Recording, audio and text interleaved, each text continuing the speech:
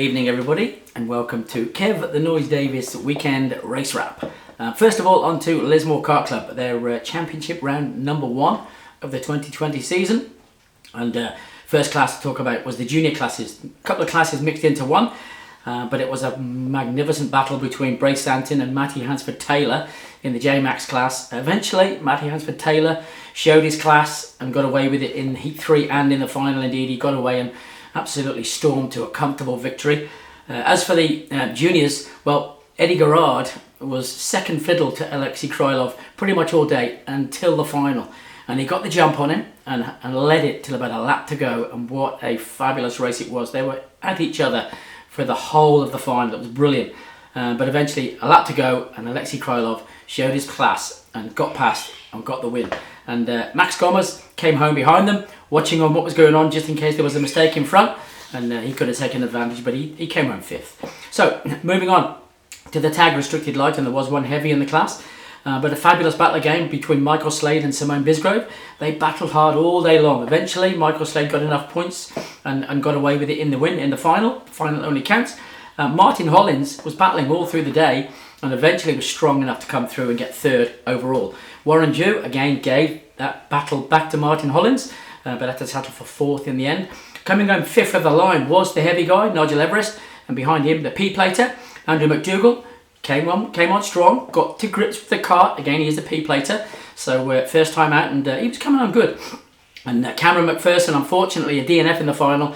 He also had a DNF in Heat 3 where a wheel came off, so he was a little bit angry with himself. I think there was a few problems with the kart, but I expect to see him come strong back in the in championship round number 2. So don't forget, he will come back stronger. Moving on to the novices and the rookies, and comfortable wins really for both Jet Kabelka and Kobe Preston in their respective classes. Coming home 2nd was Travis Dew to Kobe Preston. Travis, he won one of the heats. He drove really well, so there was good prospects from him. Not far behind him, Joel Lammers in the 48 kart showed good speed again, so he's coming on strong. And then 3 P-platers fought it out and gradually got faster and faster through the day. Declan Hicks in the 15 went really well. Also Charlie Hogan in the 17, the P-plater. And Riley Grant got better and better, the 12 P-plater, got better and better as the day went on. So expect to see those 3 come on better and through the season, and it is their first time, remember. So well done to all 3 of them. Tag restricted heavy, or as I like to call them, the pie eaters. And it was an unstoppable day all the way by Luke Garrard. And he actually said to me before racing started, he feels like he's rusty. He hasn't been in the kart for maybe 6 months, but he really didn't show it on the track. He was absolutely amazing. And his dad, Elwin Garrard, we call him Red, in the number 90, was coming home 2nd. A comfortable 2nd, but he was pushed hard by Josh Dagsy, one of our famous pie eaters in the number 39 kart. Tried all he could, but just couldn't quite get past.